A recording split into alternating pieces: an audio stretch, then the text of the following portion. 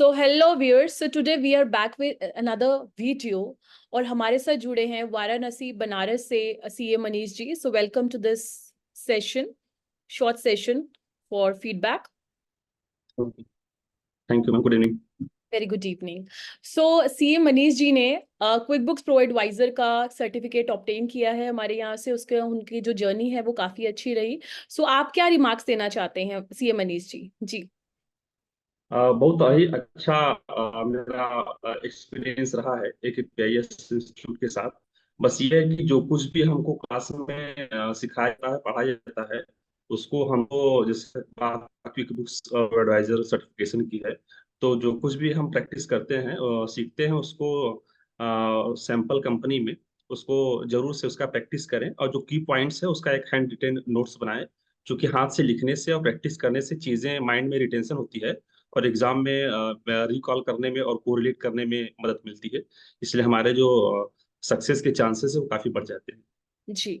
सो CA Manish जी, आप हमारे viewers को ये भी बताएं कि क्विक बुक्स प्रो एडवाइजर का एग्जाम देते वक्त कौन सी ऐसी 3 चीजें हैं जिनका आपको ध्यान में रखना काफी इंपॉर्टेंट रहता है? सबसे बड़ी चीज तो जब भी हम एग्जाम देने जाएं तो जो उसमें सेटिंग है कि इनएक्टिव फॉर 3 आवर्स वो जरूर से कर लें. जी. दूसरी चीज ये है कि हमको बहुत ही सावधानी के साथ सारे ऑप्शंस को देखना पड़ता है, क्योंकि जो ऑप्शंस होते हैं वो लगभग जैसे लगता है कि ये भी सही है वो भी सही है, बहुत ही सिमिलरिटी बहुत ज्यादा रहती है. जो भी आंसर्स रहते हैं बहुत ही सिमिलरिटी रहती है, बहुत थिन लाइन डिफरेंस रहता है. इसलिए बहुत ही केयरफुलनेस के साथ उसको पढ़ना चाहिए, देखना चाहिए, और जब अपना कॉन्सेप्ट अलाउ करे तभी उस पर टिक करना चाहिए. तीसरी चीज ये है कि गूगल पे भी सारे आंसर लगभग मिल जाते हैं, लेकिन कभी गूगल पे भरोसा नहीं करना चाहिए, क्योंकि गूगल पे जो आंसर है मतलब मोस्टली वो गलत ही रहते हैं. इसलिए आप गूगल पे भरोसा न करें.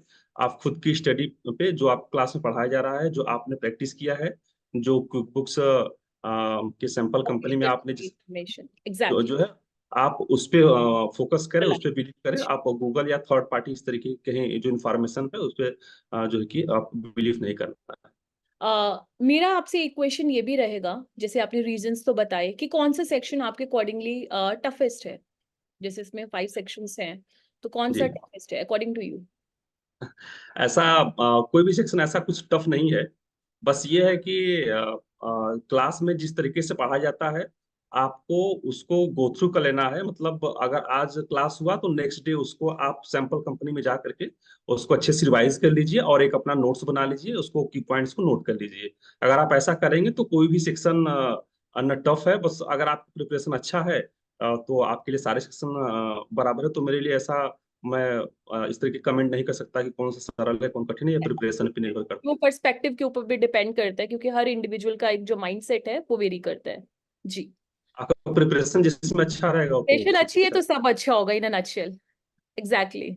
और उसकी consistency in the practice is the key, कि जो भी आपने ऑनलाइन क्लासेस लगाई उसके बाद आप उसको सैम्पल कंपनी में जाके प्रैक्टिस कीजिए.